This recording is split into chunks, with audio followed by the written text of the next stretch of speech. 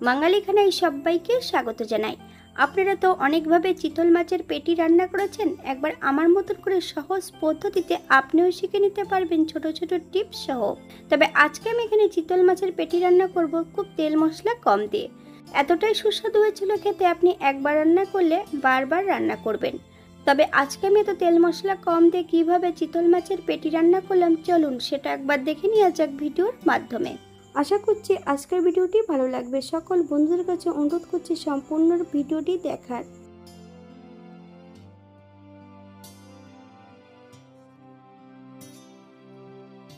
এখানে আমি আগের থেকে বেশ কিছুটা চিতল মাছ নিয়ে নিয়েছি। তবে মাছগুলো ওজন করলে 800 গ্রাম হয়তো হবে। মাছগুলোকে বেশ পরিষ্কার করে ধুয়ে নিতে হবে, বা অন্য মাছও এখানে রাখা আছে। এই মাছগুলোর রেসিপি এই চ্যানেলে দেওয়া আছে, আপনাদের যদি পছন্দ হয় তাহলে চ্যানেলটি ঘুরে একবার দেখে নেবেন।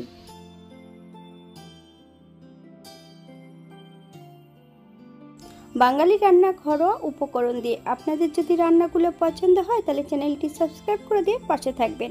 পাশে থাকা বেলটি বাজিয়ে দেবেন, নইলে নিত্য নতুন রান্নার নোটিফিকেশন পাবেন না। আমার চ্যানেলে বিভিন্ন ধরনের মাছের রেসিপি দেওয়া আছে, আপনাদের যদি পছন্দ হয় তাহলে চ্যানেলটি ঘুরে একবার দেখে নেবেন।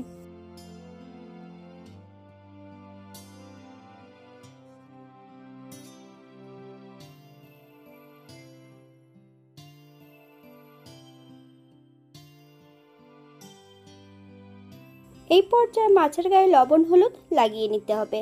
1 চামচ লবণ আর 1 চামচ হলুদ গুঁড়ো মাছের গায়ে বেশ ভালো করে লাগিয়ে নিতে হবে। লাগিয়ে 10 মিনিটের জন্য মাছগুলোকে রেস্টে রেখে দিতে হবে। আপনাদের হাতে যদি সময় থাকে আপনারা বেশি সময় রেখে দিতে পারেন।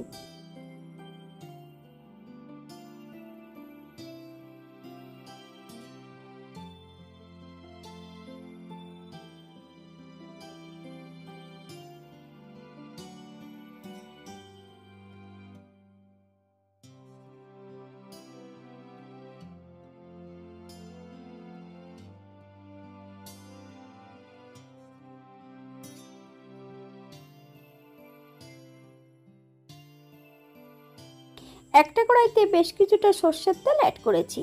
তেল গরম হওয়া পর্যন্ত অপেক্ষা করতে হবে।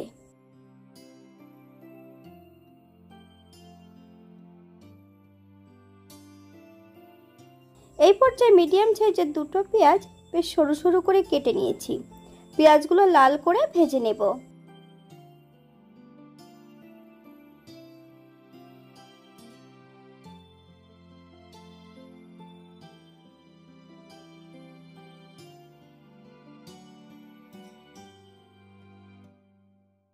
সম্পূর্ণ পেঁয়াজগুলো তেল থেকে তুলে নিতে হবে। একই তেলে আমি মাছগুলো ভেজে নেব। মাছের যে নিজস্ব গন্ধটা সেটা কিন্তু থাকবে না যদি পেঁয়াজ ভাজা তেলের মধ্যে মাছগুলো ভাজা হয়।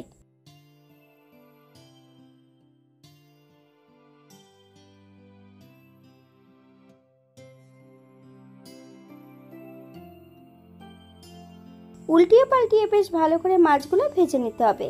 আপনারা আপনাদের পছন্দ মতন মাছগুলো ভেজে নিতে পারেন।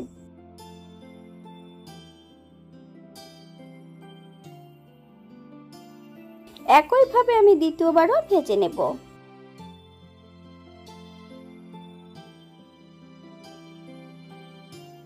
এই পর্যায়ে সম্পূর্ণ মাছগুলো ভেজে নিয়েছি। আপনারা এর থেকে কম বেশি ভেজে নিতে পারেন।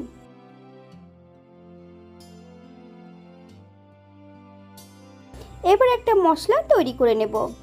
বেশ কিছুটা কাঠবাদাম আর পেঁয়াজ ভাজা সামান্য একটু জল দিয়ে একটা মিহি পেস্ট বানিয়ে নিতে হবে। আপনারা এখানে টক দই যদি পছন্দ করেন তাহলে অ্যাড করতে পারেন।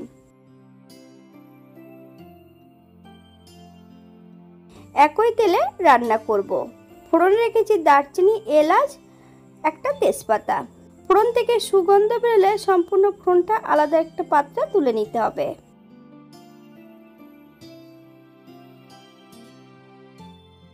প্রথমে অ্যাড করব বেশ কিছুটা মশলা, জিরে এবং শুকনো লঙ্কা বাটা।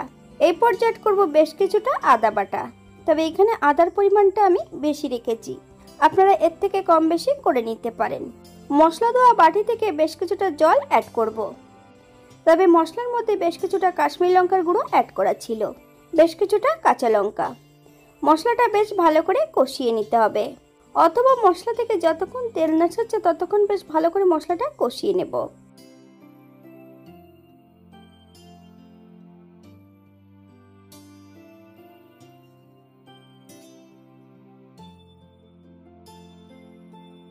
এই পর্যায়ে অ্যাড করতে হবে সম্পূর্ণ পেঁয়াজ এবং বাদাম বাটাটা। মিডিয়াম আঁচে বেশ কিছু সময় মশলার সঙ্গে ভালো করে কষিয়ে নেব। তবে মাঝখানে কিন্তু 1 চামচ হলুদ অ্যাড করা হয়েছিল, 1 চামচ লবণ। আপনারা স্বাদ অনুসারে লবণটা অ্যাড করবেন।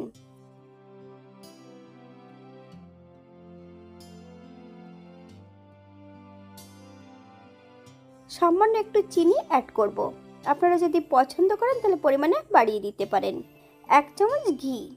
মশলাটা যাতে পুড়ে না যায় তার জন্য সামান্য একটু জল অ্যাড করব।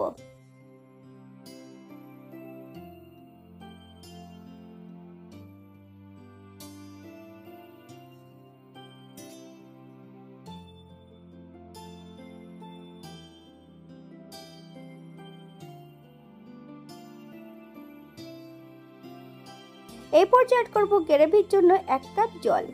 আপনাদের যতটা গ্রেভির প্রয়োজন আপনারা ততটা জল অ্যাড করতে পারেন। মিডিয়াম আঁচে বেশ কিছু সময় রান্না করে নিতে হবে।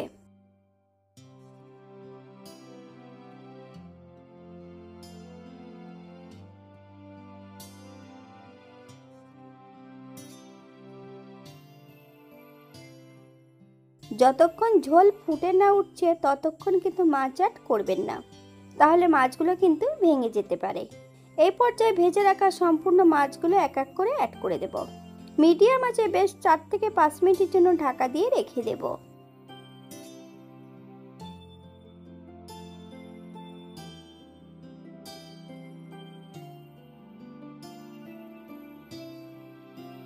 আপনারা যদি গরম মশলা গুঁড়ো অথবা বাটা পছন্দ করলে অ্যাড করতে পারেন।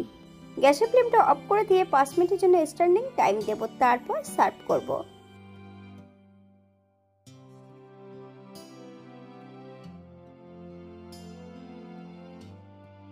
এটা দেখতে যেমন ভারী সুন্দর হচ্ছে, এটা গরম ভাতে খেতে কিন্তু অসম্ভব ভালো হয়েছিল। আপনারা বাড়িতে একবার একই পদ্ধতিতে বানিয়ে নেবেন। আজকে আমি চিতল মাছের রান্নাতে যে মশলাগুলো ব্যবহার করেছি আপনারা যদি অন্য মশলা পছন্দ করেন তাহলে অ্যাড করতে পারেন। আজকের ভিডিওটি এই পর্যন্ত। সবাই সুস্থ থাকবেন, ভালো থাকবেন। অন্যদিন নতুন রেসিপি নিয়ে আপনাদের সামনে আবার আমি হাজির হব। নতুন ও পুরনো সকল বন্ধুদের অসংখ্য ধন্যবাদ ভিডিওটি দেখার জন্য। হাতে যদি সময় থাকে তাহলে লাইক, কমেন্ট, শেয়ার করবেন।